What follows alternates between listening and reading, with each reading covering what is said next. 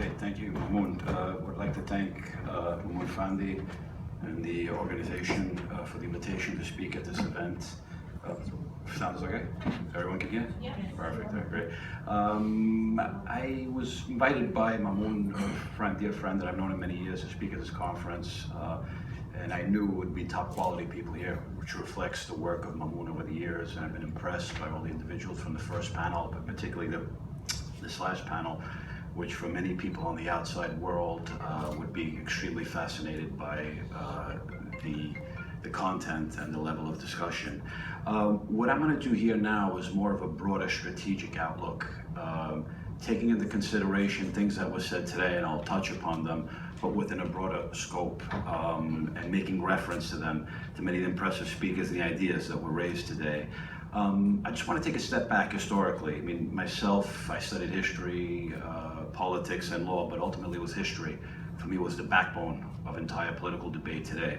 And the problem is today, when I see, if we speak about journalism, there are many amazing journalists. I lived in Washington for several years. I studied here in the UK. I live here in London, and I've come across many people. But I think there is also, the industry is suffering to a large extent.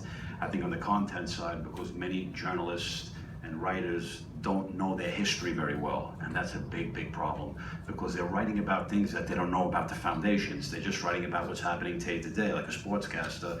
You know, we're talking about all the moves and all the scores, but not knowing about all the history and the foundations. So when I take a step back, what I mean is I want to go back some time, and if you look at the region, the Middle East, North Africa, roughly from about the 1600 onwards, from the beginning of the Ottoman Empire, the decisions were no longer made in the great Arab cities of Baghdad, Damascus, Cairo. From that point onwards, during a 400-year process, roughly 400 years, decisions were being made for the region, outside the region. Primarily was known the city of Istanbul. Now, for 400 years, the Ottomans, I mean, there are many debates. I mean, it's 400 years we're speaking about of Ottoman rule.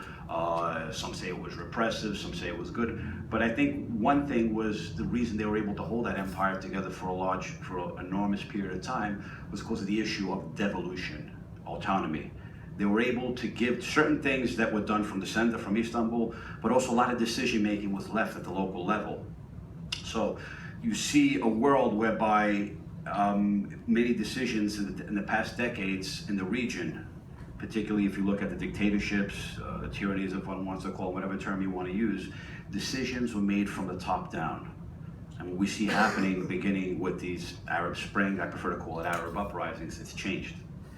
These things have revolutionized. These are critical enablers. These are not the revolution. It's not a Facebook revolution. It's not an iPhone revolution.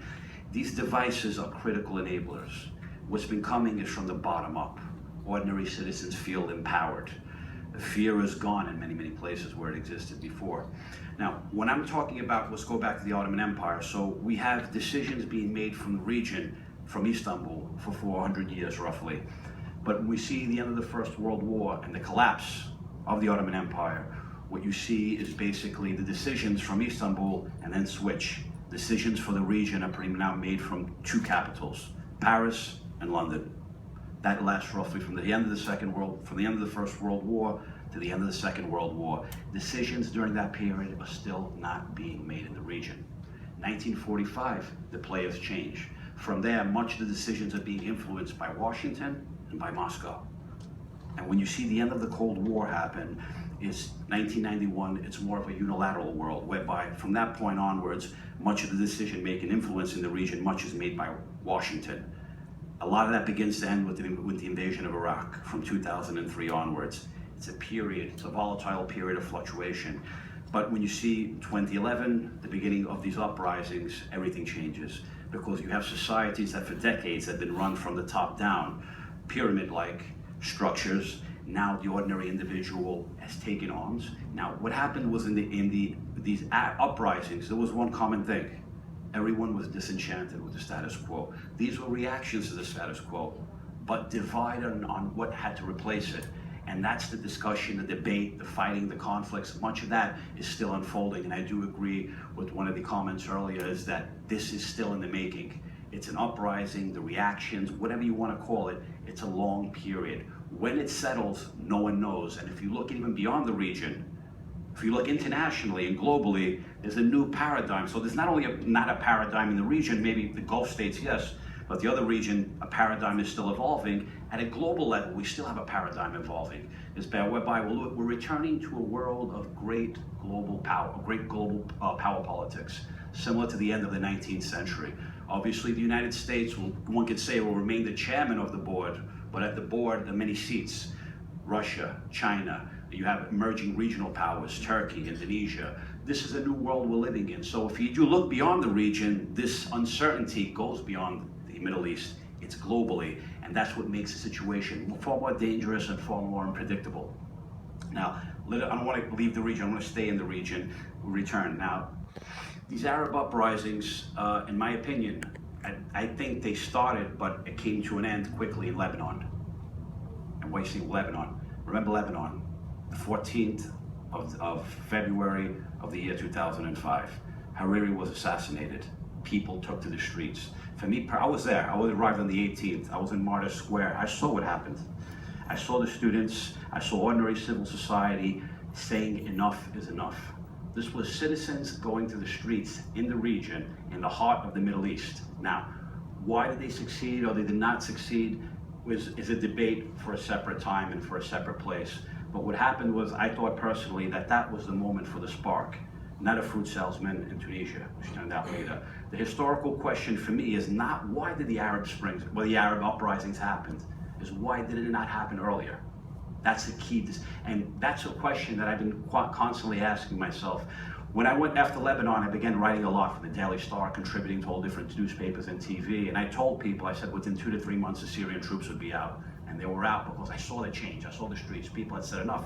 Although physically they were out, the influence remained. But in the wider region, when you see what happens in Tunisia, it took another 7-8 years from beyond 2005. And from that point onwards, that was the spark.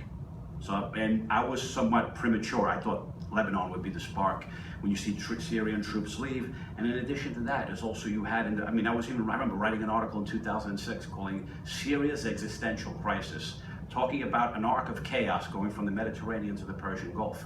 These things for me were going to happen. It was inevitable historically, because for too long, the region was pent up, it was frozen in time. The Middle East for 60, 70 years was in suspended animation. Much is to do with the external powers, which you correctly referred to, is that you saw, if you want to talk about an Arab Spring of flourishing, it really started in the late 19th century. Arab writers, I don't want to get the details, but there were many Arab writers. You had the concept of Arab nationals, which was a Western concept, but at least the region was beginning to evolve. A sense of, as the Ottoman Empire was coming to a close, you had ordinary people, you had many writers, intellectuals in the region beginning the whole process. Much of that was stunted and hampered by the decisions that were made in Versailles in 1919. And we today are still living with the ghosts of Versailles 100 years later. The decisions that were made, the carve-ups of the region. Is Syria a natural state? Is Lebanon a natural state? Is Jordan a natural state? These were imposed by Westerners. Some places these countries will remain. Egypt is a concept, is a civilization that will go back, it goes back centuries. So that's a whole nation state concept. Egypt is separate. But when you look at countries like Syria, you look at countries like Lebanon, you look at countries like Jordan, some of them will survive. But if you look at the peripheries of Syria, the border with Turkey, northern Iraq, you see much of that unfolding. The Syria-Iraq border technically no longer exists. I mean, I know we spoke about Syria this morning. In my opinion, Syria doesn't exist as a country. Syria still has a place at the UN, it still has a seat at the Arab League, but as Syria was known before 2011, no longer exists. The regime its objective, I think, at the present time, at least for the immediate future, is to have from Damascus to Aleppo, down to the border with Jordan, and access to the sea and Latakia. And for now, that rump state is likely to continue. The regime will continue. If Assad stays or not, really the outsiders don't care. What they want is for the regime to stay to preserve their interests in the region. Now, I'm touching upon things we spoke about this morning, but it'll be flowing through my discussion. The point I basically want to make is that if you look at the region itself, there was that reaction to the status quo. Now, what is this much about? It's about many, many things, but if you maybe put into two broad categories to a large extent, it's entitlements, and you also have identity politics. That means a lot in and of itself. That's an entire debate, each one. Also, what people want in the region. I think they can agree on certain things. Many people want representative government. Does that assume a democratic form? One man, one vote, one time? for many people, many parties, and some of you had made a reference to this morning about Egypt. That was my fear before the whole process started, and you had the Muslim Brotherhood government come into power. That was my fear, was the fact that there was going to be one man, one vote, one time. And what view one takes of Egypt, I think many of those individuals had a different view of what democracy and the outlook for Egypt was going to be. So the debate is fierce, but what I think what most people want is representative government that represents them, whether it's through a local council, through the sheikh, or it's through the king, or it's maybe through an elected body. People want to be represented. It's no longer business as usual. The politics are now being driven from the bottom up, once again, not from the top down. What they're also looking for is accountability. Those who are representing him, whether it's the sheikh, whoever it is that they're accountable to decisions that are being made. And also you have the fact is that there's a certain degree of transparency that people want also. Once again, we're looking at these. This says a lot. It tells people a lot. These are critical enablers. So that's driving this whole period of transformation, transition, whatever word you want to use. The word evolution, I think, is a proper word. So if you want to call these things revolutions, these revolutions are still in a process of evolution. This is something that's going to be going on for a long time. The chips are not going to fall anytime, anywhere soon, in my opinion, particularly if you look at countries like Libya, Syria, Iraq. Many mistakes were made in many places. If you look, for example, look at Iraq. I think, yes, the American invasion was misguided. I was asked a question on the 10th anniversary, what do you think? And my response was, if you're not prepared for the day after, don't go in. Forget about the legality, put all that aside. That's all important factors. Are you prepared or are you not prepared? And they were not prepared. Major damage was done, an entire society was upended, plus you take into consideration all the damage that was done before in firing up the sectarians, which Saddam Hussein did himself. The Americans went in, had no idea what to do afterwards, the day after. And then finally, by the end of the decade, you have a bit more, the situation is starting to settle slowly, and then you have Mr. Maliki come into control. His sectarianism did more to divide Iraq further even more, and hence whether Mosul is taken or not, at the end of the day, for the future of Iraq, it's not about taking the city, it's what are you going to do the day after. If you're going to continue with the process of stoking sectarianism, they have to, if it does fall, Mosul, the decision, that'll probably be one of the last few opportunities, maybe the last one, or there's many lost opportunities people talk about, is shaping the future of the region, using that to make sure you can begin a new Iraq through Mosul and making sure that you have an equitable distribution of power in the country. Power and resources also. That's extremely important. You want to create sectarianism, you want to keep your citizens out, you want to discriminate against someone, the fight will keep going. You can get Daesh, you can get them out of Raqqa, you can get them out of Mosul, but they will revert to what they were originally, as an insurgency, and they will create problems for a very, very, very long time to come. It's not just about the guns. Yes, you have to defeat them immediately, but in the long term, if you don't battle them directly on the ideas and create an alternative to their narrative, the region will be in difficulty and conflict for a very long time. In terms of this morning, I just wanted to touch upon a few points. The speech by the Saudi ambassador was, in theory, a very good speech, a solid one. Obviously, he's advocating the case of his government.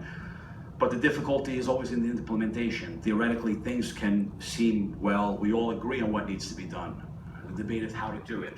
And within the region itself, in my opinion, if ultimately there's not a form of rapprochement between the government, the Saudi government and Iran, and I mean some form of rapprochement, these conflicts will continue for a very long time to come. We're not just talking about proxy wars anymore, we're talking about direct conflicts. Saudi is directly involved in the conflict in Yemen.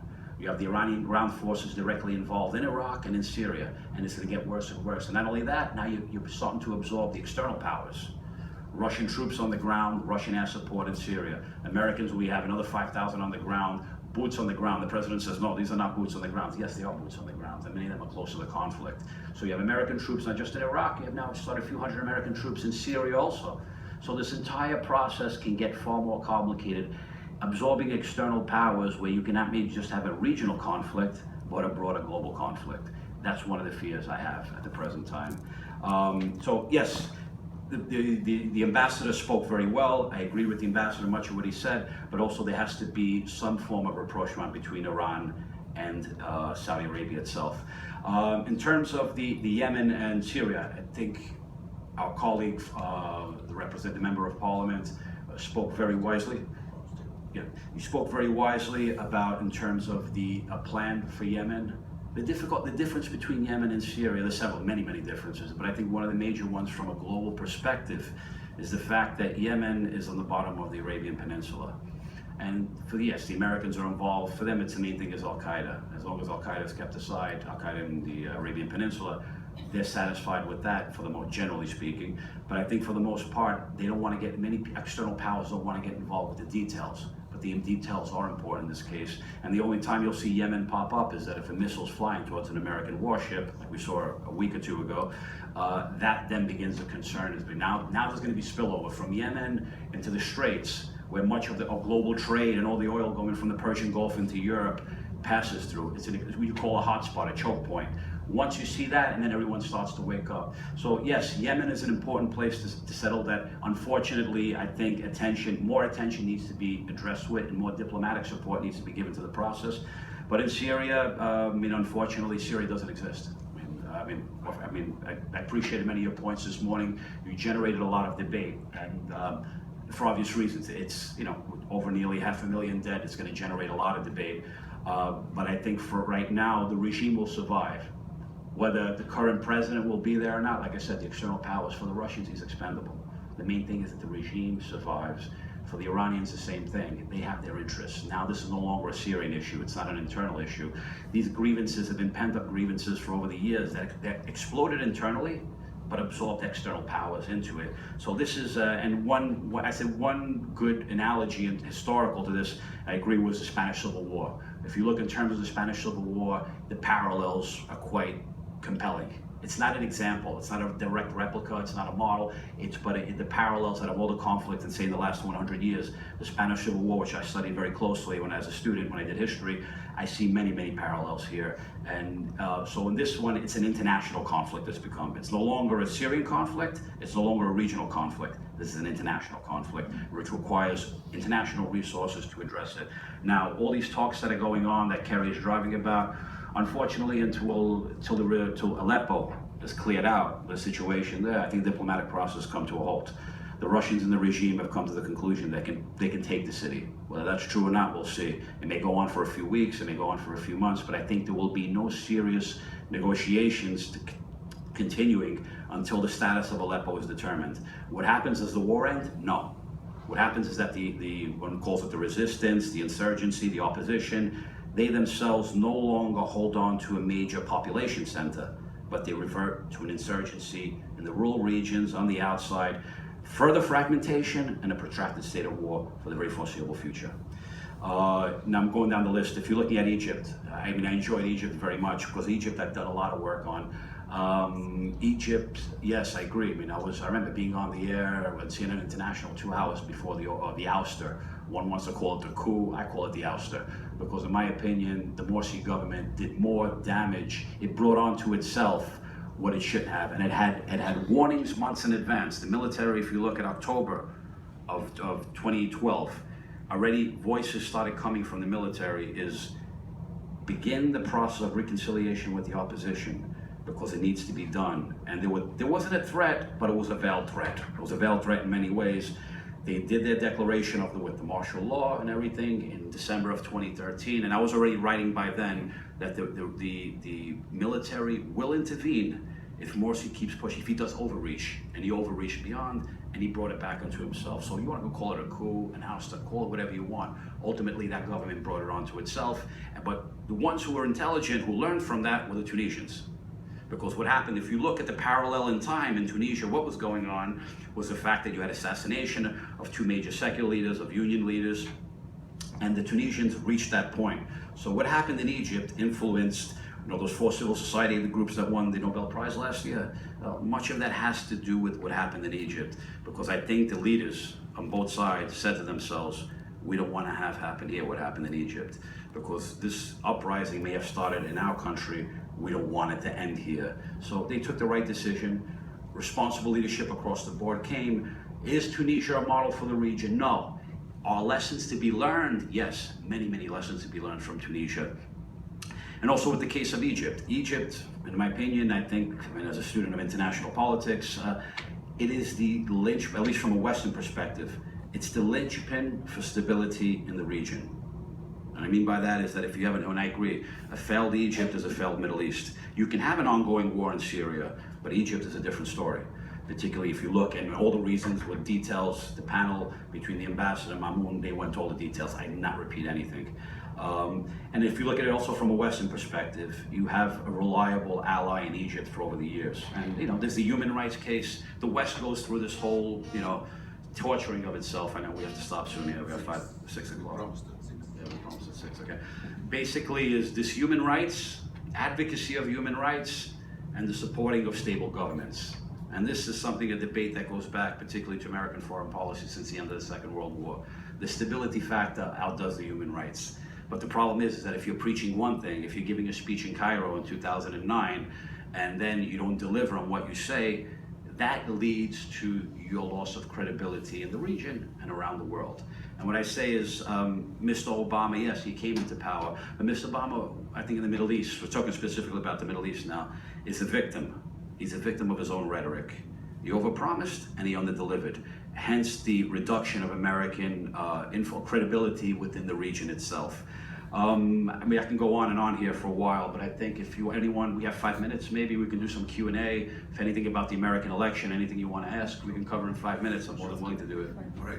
Well, it takes really a public speaker with an Oxford training in history and law to walk us through 400 years of history from probably from what we are suffering from in the Middle East, according to Marco, is the bleeding of the Turkish Empire and the ghosts of Versailles and the states under attacks throughout. But probably he hasn't mentioned what I call the sushi question of the Middle East, the Sunni-Shia conflict, and how states, somehow post-Westphalian states, seem to have failed to take hold in the sand of the Middle East. And I think that's an open question. How long are we going to live with that states disintegrating into tribal and sectarian communities?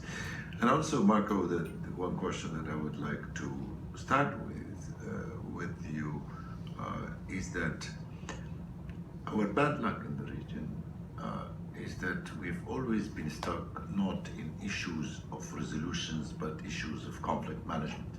I mean, if you look at the Arab-Israeli since 48 until today, we are stuck with tricks that are taking us all the time to conflict management rather than conflict resolutions. And the Israelis were smart enough actually to turn even the whole post-Oslo process into a conflict resolution. We haven't touched on this issue of that's the cornerstone of all, or the mother of all Middle Eastern conflicts. That's the issue of the Palestinian rights and their displacements and their sufferings. Now we talk about we are within the age of social media. We're worried a great deal about Syrian refugees, and indeed history has not been kind to them and the world has not been kind to them.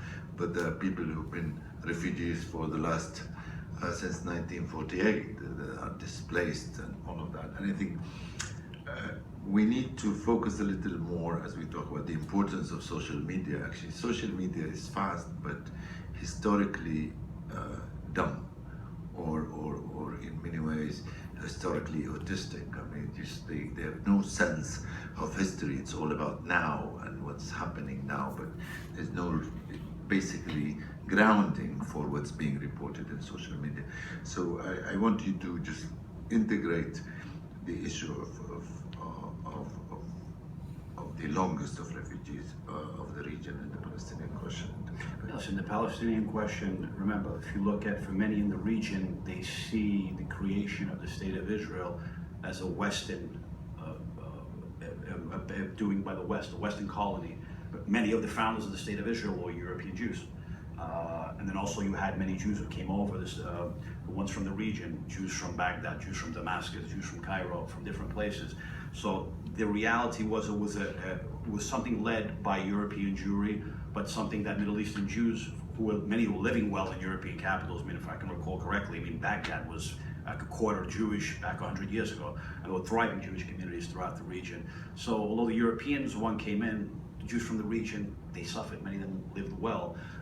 And so they were forced to go to Israel with basically nothing. So there's a different side. There's a Middle Eastern Jewry that's not often given attention to. But looking at it from a broad perspective, the founders and the architects were European Jews. I mean, I don't need to go through the wars, 1948, 67, 73, the wars in the early 80s that you referred to.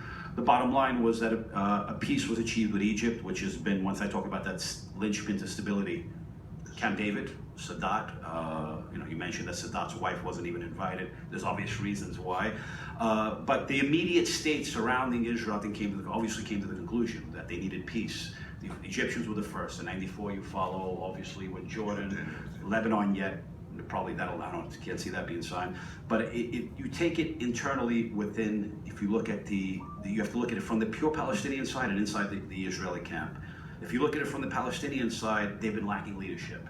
Arafat, yes, gave him a voice at the UN in the late 60s. He's always seen as the grandfather that you loved, but there were things that were wrong with him.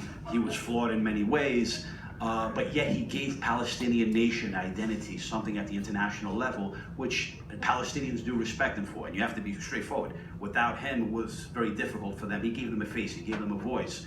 But when it came time to ruling in the country itself, over time, the Palestinians, and I'm talking about the leadership, not ordinary people, the leadership has been very short-sighted. The leadership hasn't really it's thought more of its own short-term interests than the ordinary Palestinians. So over the years, that lack of political responsibility has trickled down to what we have today, which is too divided. You have one leadership in Gaza, and you've got the other leadership in the West Bank. And Israel is not a charity foundation. Israel's a nation state, and Israel's a nation state with interests. And obviously, if you look in America, the Jewish community in America is well organized. I don't believe in these conspiracies that Jews control America, this and that. We got to call it for what it is. There's the amendment in the American Constitution, freedom of assembly, organizing yourself politically, and they've proven excellent at organizing. On the Israeli side, Israelis are divided. They fight each other. I mean, if you look at the rhetoric and the conflict between secular and religious in Israel, it's amazing. I mean, Yitzhak Rabin was assassinated for a reason, and they say terrorism doesn't work. And Yitzhak Rabin, I mean, in Israel, and a terrorist killed Yitzhak Rabin, and maybe that terrorism, they say terrorism doesn't pay. Well, maybe in this case it did pay. That may have changed forever the future of the whole peace process was the killing of Rabin himself. It took a man of war to make peace.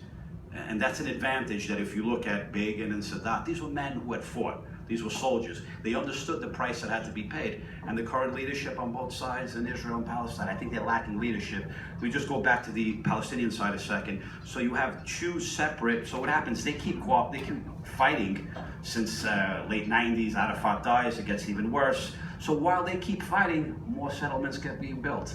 So every day the reality changes. And what happens is that, when I said Israel is not a charity organization, it's a nation state. If they see that the others are divided, they're going to exploit it. It's as easy as that. It's something complicated. That's nothing to do with conspiracies. Is the fact that if the Palestinian side was far more united, and they're already at a disadvantage, because obviously if you have you're a power like Israel internationally, the most powerful army in the region, and we can keep going on. What makes it? You're already at a disadvantage. So if you know you're at a disadvantage, you should make the extra effort. The political leadership should make that extra effort to unite in light of those disadvantages, and they failed to do so. So is much Israeli policy? Yeah, like I said, Israel's a nation state with interest, and it'll keep exploiting as much as possible the Palestinian weaknesses. But the Palestinian leadership is not the one that it's not responsible. It should unite. It should prevent itself from being split by outsiders. Who suffers are those 3, 4, 5 million Palestinians, many of them still living in refugee camps.